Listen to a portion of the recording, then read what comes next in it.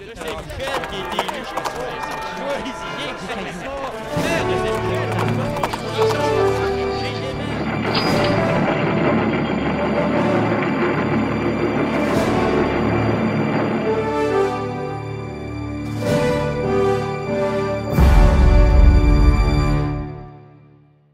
Alors bonjour, bienvenue à la 7e émission où cette fois je reçois l'équipe des professionnels de la FAIA. Entre autres, certains d'entre eux ont travaillé avec les FAIRO, donc ont supporté les FAIRO dans leur travail. Alors bonjour Mélissa. Bonjour. Deuxième FAIA? Deuxième FAIA. Celle de l'année passée? Celle de l'année passée, 2011-2012. 2012. Et toi? Bien, quatrième FAIA. Commence à être vieille, la retraite bientôt? Ouais, Non? Ouais. Ouais. Sabrina? Première FAIA, première expérience.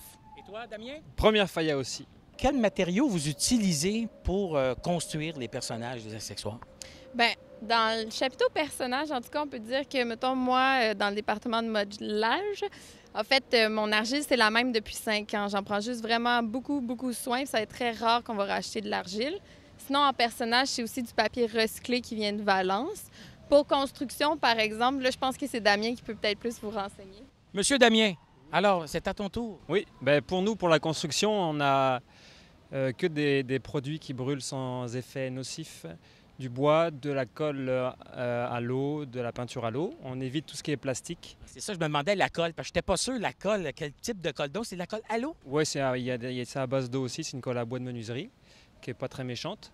Et on essaie de récupérer le maximum de bois de l'année précédente pour construire l'année en cours. Super, super. Et comment s'est passé le travail avec les FAIRO cette année? Sabrina, tiens? Bien, en fait, pour nous, c'est sûr que depuis le mois de mai qu'on travaille avec eux. Donc, on est, dans le fond, moi et Damien, avec Charles, ceux que depuis plus longtemps qu'on travaille avec eux. Au début, c'est sûr que ça a été un peu de les mettre sur le droit chemin, de leur montrer le plus possible notre savoir et que le travail avance le plus vite possible. Donc, ça se fait à peu près plus comme 2 mois que maintenant, on peut comme plus parler avec eux puis apprendre à les connaître. C'est sûr qu'on ne mentira pas, il y a des journées qui sont plus difficiles que d'autres pour nous. Puis aussi la discipline, on essaie d'en faire, mais pas trop non plus parce qu'on n'a pas le goût que ça soit juste un fardeau pour eux être ici. Donc, c'est sûr qu'il y a eu des hauts et des bas, mais en général, je pense qu'on s'est bien débrouillé pour avoir une belle équipe. Puis essayer qu'ils mettent leur touche aussi, je pense que c'était ça le plus important, d'avoir qui nous amène quelque chose autant que nous, on peut leur apprendre quelque chose. Okay. Et toi aussi, Damien, tu as travaillé avec les FAIRO? Oui, exactement. Ça s'est globalement très bien passé. Quelques hauts, quelques bas, forcément, mais ça a été pas mal. Et surtout que des jeunes qui partent avec rien, là, tu sais, ils n'ont jamais manié des outils, ou la plupart. Et là, tout du jour au lendemain. On est très fiers d'eux, pour vrai. Pour de vrai, quand ils sont arrivés, la plupart ne savaient même pas utiliser une drill. C'était assez drôle.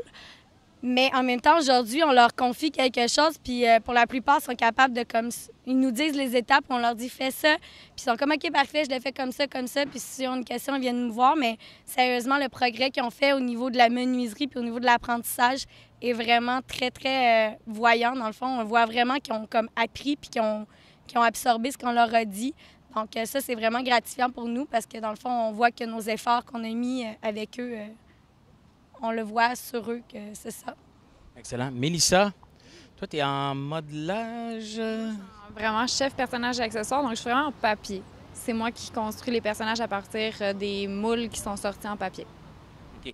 Là, quand on parle le concepteur, Charles Hugo, qui donne des directives, un coup que la maquette est faite, c'est ça, la petite maquette.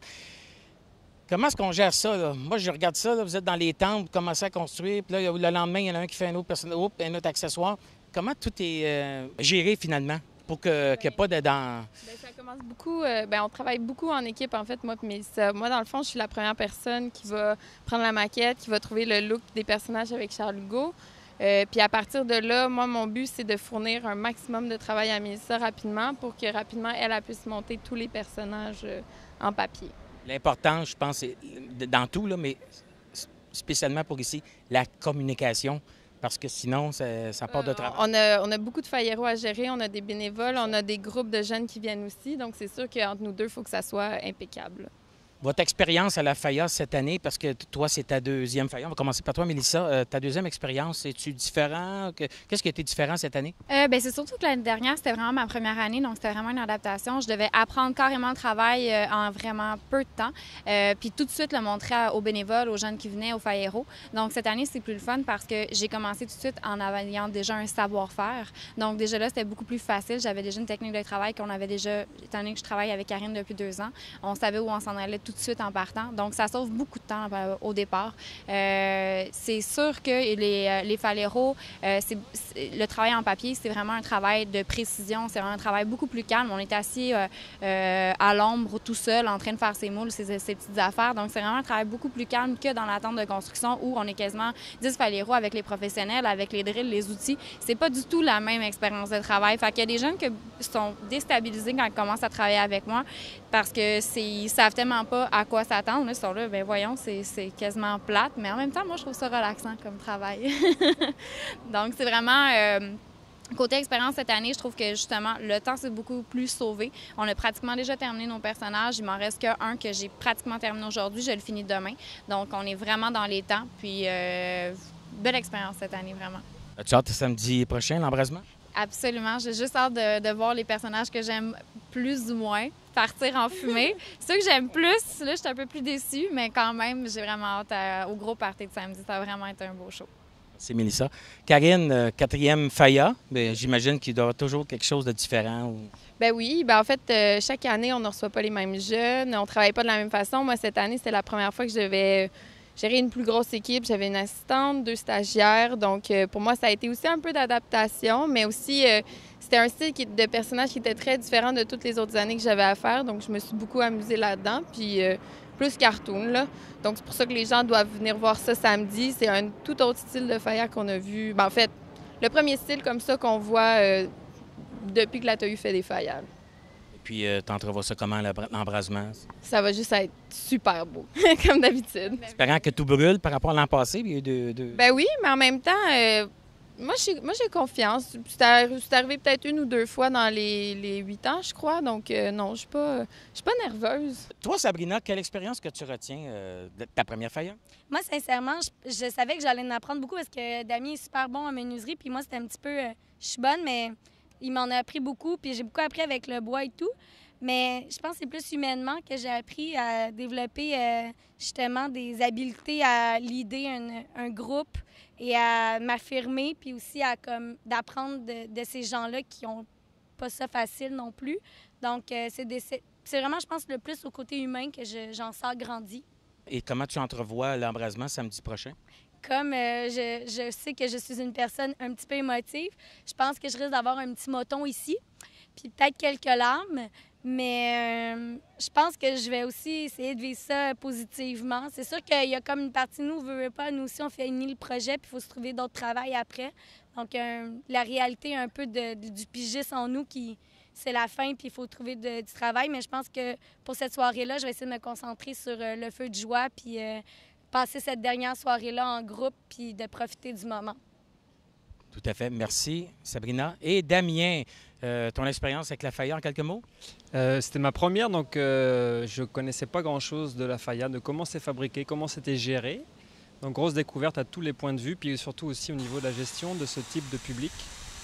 Des jeunes qui n'ont jamais travaillé ou peu avant, qui n'ont jamais utilisé leurs mains ou presque, qui ont eu des passages difficiles avant dans leur vie. Donc il faut apprendre à les manier d'une façon différente d'un public de professionnels. Donc là-dessus, j'ai vraiment découvert et appris plein de choses. J'ai découvert aussi sur quoi je dois m'améliorer dans ce domaine-là.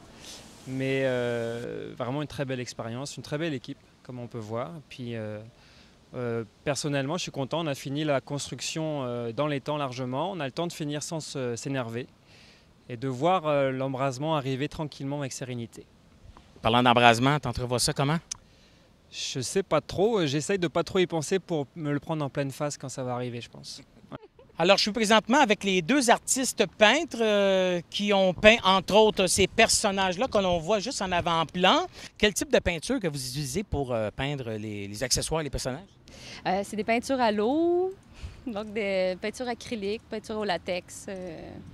OK. Et puis, pour peindre là, justement comme un personnage, comment vous y prenez? Là, on voit qu'il y a des petits points. C'est deux techniques complètement différentes. Ça, c'est appliqué au pinceau. Donc, tout est contrôlé au pinceau. Ça, c'est fait plus au pistolet à peinture, au gun. Donc, il y a des dégradés de fait avec le pistolet. Ça, c'est des crachés faits au pinceau, mais en projetant la couleur. Excellent. Et qu'est-ce que vous retenez à quelques jours de l'embrasement? Qu'est-ce que vous retenez de la FAIA Qu'est-ce que je retiens de la FAIA? de cette année? De cette année? Mon Dieu, je sais pas. C'est différent, là. Tu es à temps plein, là. C'est ça, cette année? L'année passée aussi, j'étais à temps À plein. temps plein. OK. La différence de cette année par rapport à l'an dernier, si j'imagine, c'est l'équipe, les Failleros? L'équipe change, mais tout le temps la même mission. Donc, il y a quand même tout le temps la même énergie de bâtir un projet de A à Z, puis de le voir s'accomplir. Je vois une constante d'année en année. C'est sûr que c'est différent, l'équipe change, puis c'est beau de revoir le cheminement des jeunes à chaque année, de voir d'où ils partent, puis jusqu'où ils sont. Ça, c'est vrai, oui. Oui, c'est ça. C'est différent pour nous parce qu'on voit ce qui a moins bien marché d'une année à l'autre. On voit ce qui marche mieux. T'sais, nous, on prend de la graine, mais eux, on les voit vraiment grandir, s'épanouir finalement. Oui, le cheminement qui parcourt durant tout le long de la construction. Et pour toi, Geneviève?